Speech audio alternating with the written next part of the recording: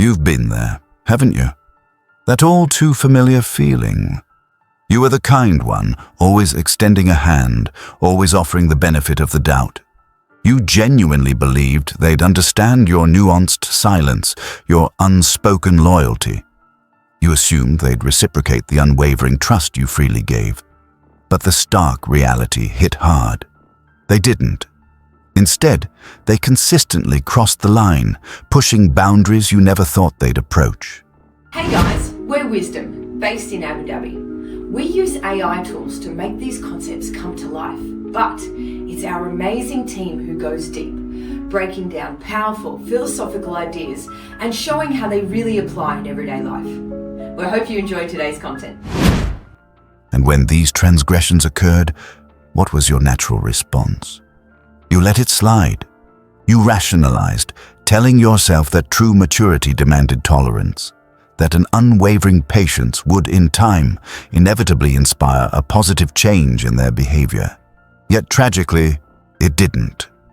Far from inspiring change, your leniency inadvertently emboldened them. The uncomfortable truth, often ignored in our modern, overly empathetic narratives, is this: people don't always inherently respect kindness. All too often, they perceive it as an opening, an exploitable weakness, and they will ruthlessly capitalize on it until you are forced to learn the brutal yet undeniable lesson that Niccolo Machiavelli, the pragmatic Renaissance philosopher, grasped with unparalleled clarity. Mercy has distinct, non-negotiable limits. And once those limits are decisively crossed, the act of exhibiting cruelty ceases to be an evil, morally questionable choice. It transforms into an essential act of survival. This, precisely, is the profound law of necessary cruelty. It is not an arbitrary act of violence, nor is it a blind, emotional quest for revenge. Rather, it is a meticulously surgical, calculated punishment, strategically administered only after every conceivable soft, diplomatic, or gentle measure has been exhausted and demonstrably failed. From Machiavelli's unsentimental perspective, such an action isn't immoral. On the contrary, he deemed it profoundly intelligent. Why is this so? Because when you unmistakably convey to the world that regardless of your inherent goodness or previous gentle demeanor, you possess the dormant capacity to become far worse than they could ever possibly imagine. Should they push you beyond your limits, you effectively become untouchable. Consider this uncomfortable paradox. The individuals who endure the most profound suffering and exploitation in life are rarely the physically weakest or the most intellectually limited. More often than not, they are the kindest. This is because genuine kindness often operates on a deeply flawed assumption that others perceive the world through a similar lens of empathy and fairness. Kind individuals believe others care deeply about equitable treatment, that they fear the moral implications of selfishness, that they would think twice before callously exploiting someone who has placed their trust in them. But Machiavelli's raw, unfiltered world doesn't operate on the delicate threads of empathy. It functions solely on the unyielding dynamics of pressure. And in such a ruthlessly competitive environment, kindness isn't merely ineffective, it is utterly invisible. So, when your well-intentioned kindness consistently fails, when your efforts are met with exploitation rather than reciprocity, what is the Machiavellian course of action? You must cease the futile exercise of hoping. You must abandon the exhausting effort of explaining.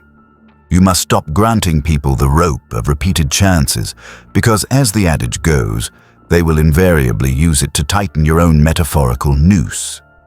You must initiate a profound shift towards something far colder, sharper, and utterly quieter. You must embrace cruelty, not as a spontaneous emotional instinct, but as a meticulously designed weapon. This, fundamentally, is the core of Machiavelli's enduring law. A ruler who is excessively merciful allows disorder and chaos to spread unchecked throughout their domain.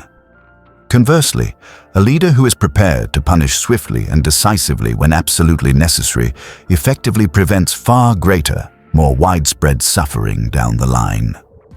Cruelty, when deployed with precise calculation and purpose, is not an act of wanton harm. It is, paradoxically, an act of containment. It is the definitive method by which you unequivocally silence those audacious enough to mistake your strategic silence for genuine softness. It is the uncompromising way you effectively retrain the chronically disrespectful, the relentlessly manipulative, and the deeply envious. And the very first, non-negotiable principle in this strategic shift: do not attempt to explain your fundamental change in disposition. Simply enforce it through your actions. Observe how true power dynamics subtly yet profoundly shift in all human relationships. The man who consistently forgives every transgression will eventually find himself mocked behind his back. The woman who always listens, offering an ear without imposing boundaries, will eventually find herself perpetually talked over, her voice unheard. The leader who consistently shies away from administering necessary punishment will inevitably lose his hard-won authority and, ultimately, his throne. People, in their raw essence, do not inherently respect those who persistently refuse to confront blatant disrespect or challenge perceived injustices. They only truly respect those who demonstrably possess the undeniable capacity for cruelty and, crucially, possess the wisdom and restraint to choose precisely when to unleash it.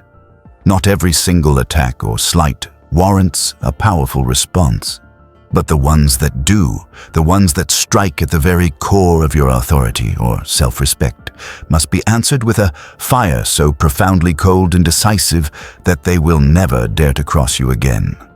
Machiavelli, with his characteristic pragmatism, issued a chillingly clear warning.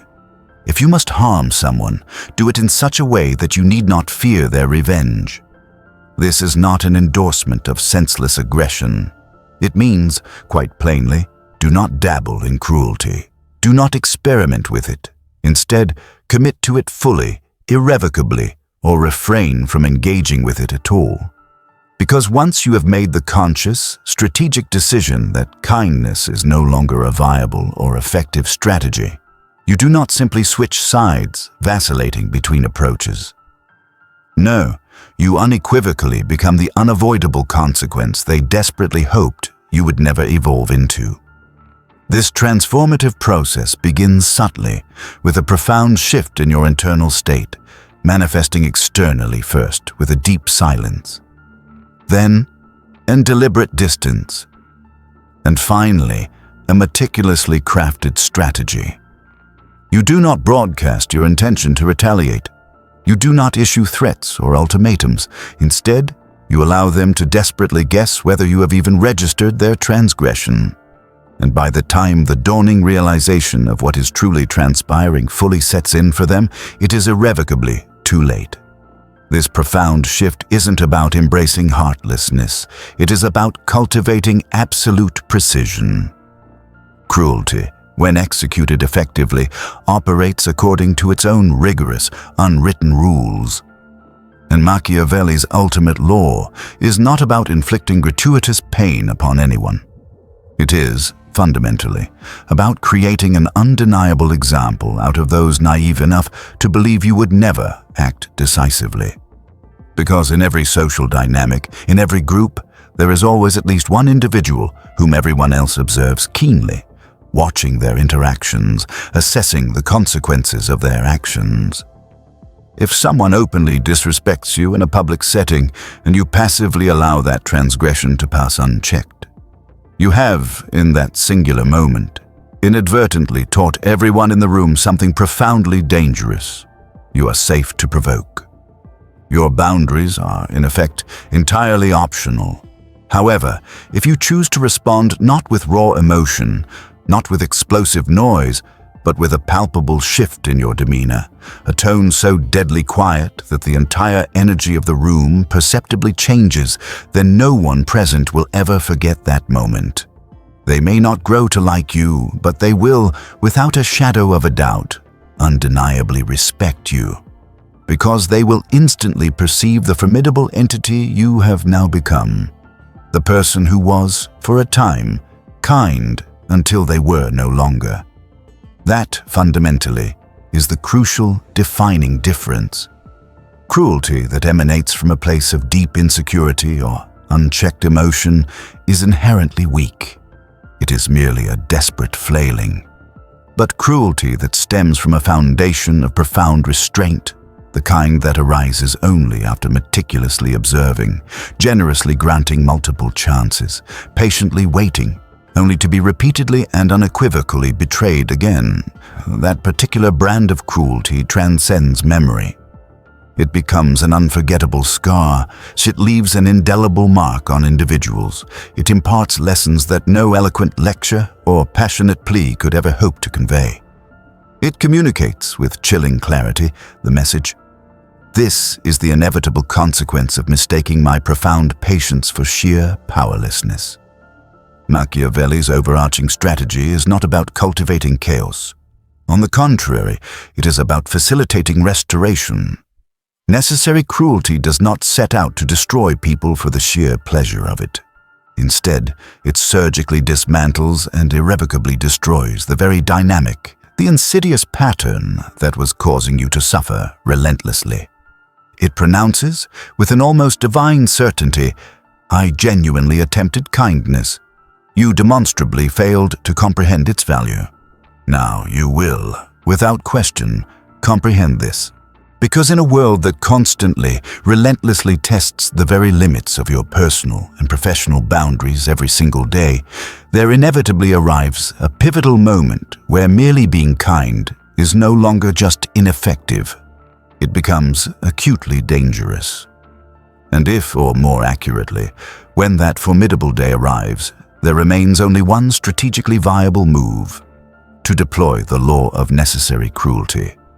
And, perhaps most critically, to ensure that the lesson imparted is so absolute, so profound, that they will never, ever forget it. What are your thoughts on Machiavelli's concept of necessary cruelty? Do you view it as a harsh, unvarnished truth about human nature, or a cynical justification for authoritarianism? We all, without exception, navigate complex and often challenging relationships in our lives. Have you personally experienced a moment where your genuine kindness was exploited and a firmer, more decisive approach proved to be absolutely necessary? I invite you to share your experiences and perspectives in the comments section below. If you found this deep dive into Machiavellian philosophy to be thought-provoking and insightful, please consider hitting that like button, sharing this video with someone you believe needs to hear this message, and, most importantly, subscribe to this channel for more unfiltered insights into the unwritten rules of power, human behavior, and the timeless wisdom of philosophical thought. Until our next discussion, remain ever watchful and always protect your peace. To truly understand how to master these profound principles of power and influence in any situation, delve into Machiavelli's timeless and groundbreaking work, The Prince. Find the link to acquire your copy in the description below. If you see me again, well, congratulations. It means you're starting to think differently. It means you're paying attention, and if that's the case, you already know what to do next. Because in a world full of manipulation, silence, and strategy, you don't follow the noise. You follow the power.